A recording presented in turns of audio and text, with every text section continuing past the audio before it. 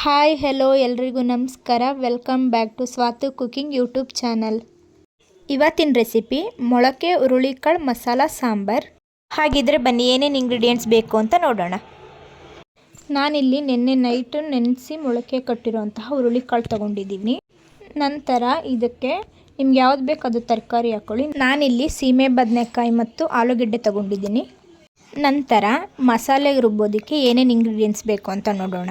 2 tomato, 2 ಈರುಳ್ಳಿ, 4 table spoon ಕಾಯಿ ತುರಿ, ಅರ್ಧ ಟೇಬಲ್ ಸ್ಪೂನ್ ಗಸಗಸೆ, ಸ್ವಲ್ಪ ಚಿಕ್ಕ ಗಾತ್ರದಲ್ಲಿ ಚಕ್ಕೆ, ಹಾಗೆ 1 ರಿಂದ 2 ಲವಂಗ, ಸ್ವಲ್ಪ ಕೊತ್ತಂಬರಿ ಸೊಪ್ಪು, 2 ಟೇಬಲ್ ಸ್ಪೂನ್ ಧನಿಯಾ ಪೌಡರ್, ಹಾಗೆ 2 ಟೇಬಲ್ ಸ್ಪೂನ್ ಚಿಲ್ಲಿ ಪೌಡರ್.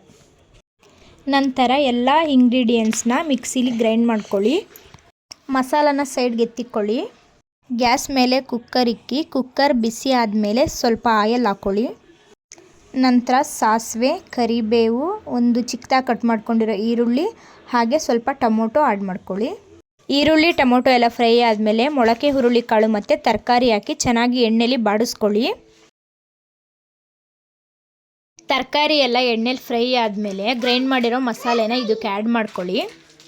ಮಸಾಲೆ ಎಲ್ಲ ಆ್ಯಡ್ ಮಾಡ್ಕೊಂಡಾದಮೇಲೆ ಇದನ್ನು ಚೆನ್ನಾಗಿ ಎಣ್ಣೆಲಿ ಫ್ರೈ ಮಾಡ್ಕೊಳ್ಳಿ.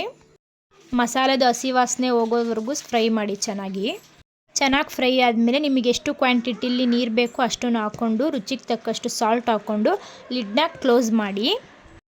ಲಿಡ್ ಕ್ಲೋಸ್ ಮಾಡಿ 2 ವಿಷಲ್ಸ್ ಹಾಕಿಸ್ಕೊಳ್ಳಿ. ವಿಸಲ್ ಎಲ್ಲ ಆದಮೇಲೆ ಕುಕ್ಕರ್ ಲಿಡ್ ಓಪನ್ ಮಾಡ್ಕೊಳ್ಳಿ. ರೆಡಿ ಆಯಿತು ಮೊಳಕೆ ಹುರುಳಿಕಾಳು ಸಾಂಬಾರು. ಬಿಸಿ ಬಿಸಿ ರೈಸು ಅಥವಾ ಮುದ್ದೆ ಜೊತೆ ಒಳ್ಳೆ ಕಾಂಬಿನೇಷನ್.